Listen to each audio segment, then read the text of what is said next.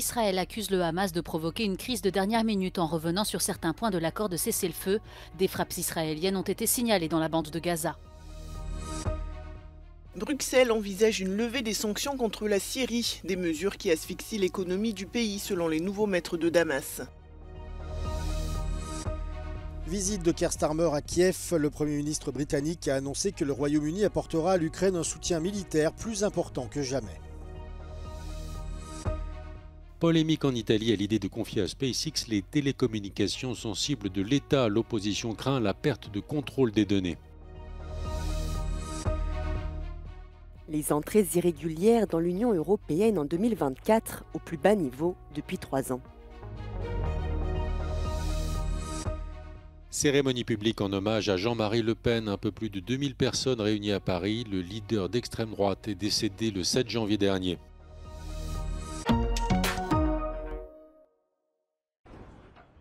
Les autorités israéliennes ont accusé ce jeudi le Hamas de provoquer une crise de dernière minute en revenant sur certains points de l'accord de cessez-le-feu, annoncé la veille par les médiateurs qatariens, égyptiens et américains. Le gouvernement de Benyamin Netanyahou affirme que le mouvement islamiste essaie d'extorquer des concessions supplémentaires et a donc annoncé qu'il ne se réunirait pas pour approuver l'accord tant que le Hamas ne reculerait pas. Until the agreement is finalized, again, with this jihadi organization, not famous for making agreements, plus we're in the Middle East, where in the last minute people try to get the best deal for themselves. This deal cannot be brought to Israel's cabinet. À Jérusalem, les familles des soldats tombés au combat ont exposé des cercueils lors d'une manifestation contre l'accord de cessez-le-feu. Celui-ci reviendrait, selon elles, à une capitulation face au Hamas sans atteindre les objectifs des opérations militaires. That deal will not let us make destroying the Hamas and bring to the nation a total victory. Au même moment, de nouveaux bombardements israéliens ont été signalés alors que de nombreux Gazaouis sont sortis dans les rues pour célébrer l'annonce de l'accord de cessez-le-feu. Le ministère de la Santé de l'enclave dirigé par le Hamas a déclaré qu'au moins 70 personnes ont été tuées dans la nuit. Depuis le début de la guerre, l'offensive israélienne a tué plus de 46 000 personnes à Gaza, principalement des femmes et des enfants. Plus d'un mois après la chute de Bachar al-Assad et alors que le nouveau pouvoir à Damas plaide pour une levée des sanctions internationales, Bruxelles se préparait à franchir cette étape. Selon des documents consultés par Euronews, l'exécutif européen envisage de mettre fin à des restrictions dans les domaines des transports, des exportations de pétrole et de gaz et les activités financières et bancaires. Les États-Unis et l'Union européenne avaient imposé des sanctions au régime de Bachar al-Assad après la répression des manifestations de 2011 qui ont conduit à une guerre civile qui a fait des centaines de milliers de morts et de déplacés. Pourtant, malgré ce vent nouveau qui souffle sur la Syrie, les pays occidentaux disent attendre des garanties de la part des nouveaux maîtres de Damas. Ahmed al-Shara, qui est à la tête du pays, est un ancien d'une organisation affiliée à Al-Qaïda. Son groupe HTC figure toujours sur la liste des organisations terroristes de plusieurs pays. Washington a tout de même, il y a quelques jours, accordé une exemption de sanctions envers les institutions gouvernementales syriennes pour une durée de 6 mois. La levée des sanctions devrait être discutée au niveau européen à la fin du mois par les ministres des Affaires étrangères des 27. Le Premier ministre britannique Keir Starmer s'est rendu jeudi à Kiev où il a signé avec le président ukrainien Volodymyr Zelensky un traité baptisé Partenariat de 100 ans. Ce traité comprend des assurances sur les garanties de sécurité pour une protection future contre la Russie. Écoutez Keir Starmer. In 2025, the UK will give more military support to Ukraine than ever before. We have already committed £3 billion for military aid this year. And we're going further to support the front line, providing a £2.2 billion loan, which will be paid back, not by Ukraine, but from the interest on frozen Russian assets. Volodymyr Zelensky a déclaré que lui et Keir Starmer discuteraient également de la possibilité que des troupes de pays occidentaux soient stationnées en Ukraine pour superviser un accord de cessez-le-feu, une idée qui était venue du président Emmanuel Macron. Au cours de cette visite, les deux dirigeants ont aussi déposé des fleurs sur un mur à la mémoire des personnes tuées pendant la guerre. Keir Starmer a également visité un hôpital spécialisé dans le traitement des brûlures. Peu de temps après, alors que les deux hommes avaient rejoint le palais présidentiel, une voiture et un bâtiment ont été endommagés à Kiev par des débris de drones russes.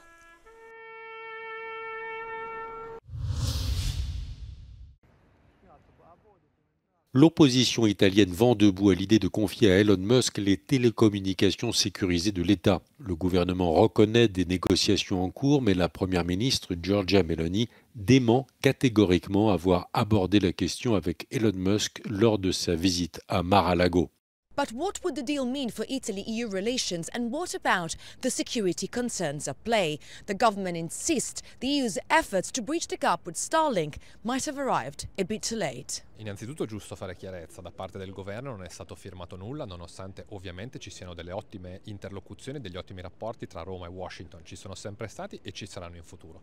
Questa cosa che si sta facendo la si sta facendo nell'interesse dell'Italia e nell'interesse dell'Europa, si valuterà, come è giusto che sia, quale possa essere la soluzione migliore, in attesa ovviamente che anche l'Europa eventualmente offra dal punto di vista tecnico una certezza e una sicurezza a cui oggi noi dobbiamo far fronte, ma che purtroppo ancora non c'è. From a political standpoint, the deal could have a significant impact on several fronts. The EU Commission explained that Italy is a sovereign state and that the agreement would not be incompatible with IRIS Square, the EU's flagship satellite system project. E sarebbe un segnale in realtà ulteriore di vicinanza personale fra Meloni, Musk e quindi anche, allo stato attuale delle cose, Trump.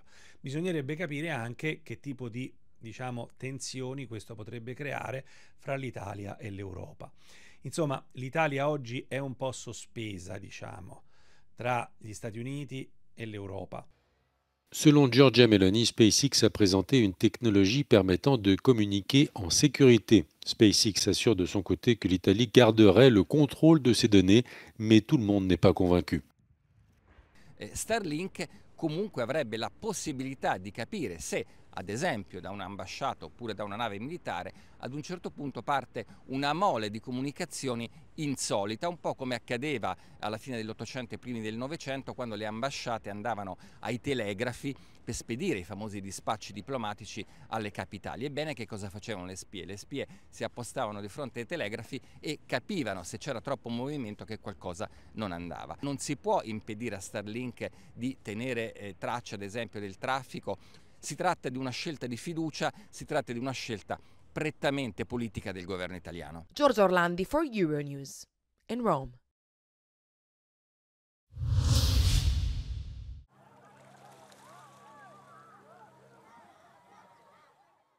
Les entrées irrégulières dans l'Union européenne en 2024 ont atteint leur plus bas niveau depuis 3 ans. 239 000 franchissements irréguliers des frontières de l'UE ont été enregistrés l'année dernière, selon Frontex, l'agence européenne de garde-frontières et de garde-côtes. Cela représente une chute de 38% par rapport à 2023.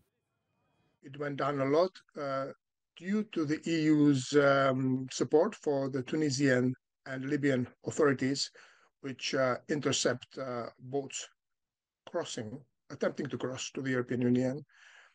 There has also been a marked decrease on the Balkan route, the Western Balkan route, where I think the reason is different. It's probably the EU's effort to work with the Western Balkan countries to align their visa policy with the visa policy of the EU. Ainsi, les arrivées irrégulières enregistrées dans la Méditerranée centrale et les Balkans occidentaux ont respectivement chuté de 59% et de 78% en un an. A l'inverse, les arrivées irrégulières enregistrées dans les îles Canaries ont augmenté de 18% en un an, mettant l'Espagne sous pression. Elles ont presque triplé aux frontières terrestres orientales de l'UE, notamment à cause de l'instrumentalisation des migrants par le Bélarus pour déstabiliser l'UE. Irregular migration flows do not disappear as a result of these policies, but their direction and also the level of risk for human life might change. So increased surveillance or deterrence measures along certain routes might have an impact on the change. Toutefois, ces chiffres doivent être pris avec des pincettes car certains passages ne sont pas détectés. Ils ne font pas non plus la distinction entre migrants économiques et demandeurs d'asile.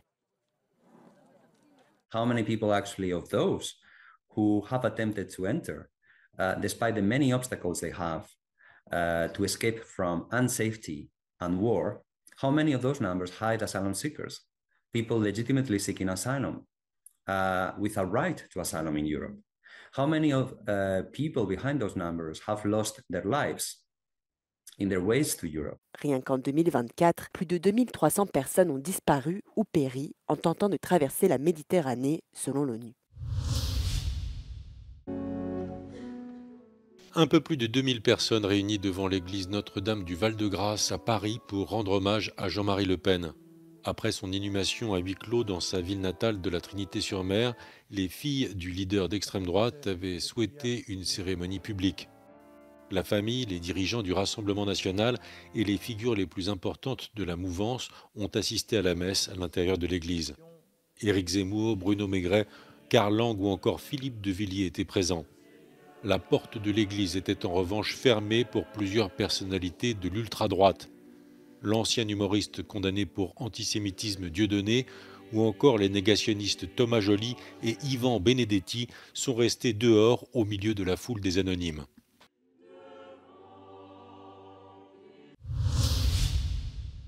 Le pape François est tombé ce jeudi et s'est blessé au bras droit. Selon un porte-parole du Vatican, le pape n'a pas de fracture mais il porte une attelle par précaution. Plus tard ce jeudi, il a été vu lors d'audience, le bras droit en écharpe. Ce nouvel incident intervient un peu plus d'un mois après une autre chute au cours de laquelle il s'était cogné le menton contre sa table de nuit. Âgé de 88 ans, le pape fait face à divers problèmes de santé, notamment de longues périodes de bronchite. Il doit souvent utiliser un fauteuil roulant en raison de douleurs au genou et se déplace avec une canne ou un déambulateur. Et malgré tout cela, il a souvent répété qu'il ne comptait pas démissionner.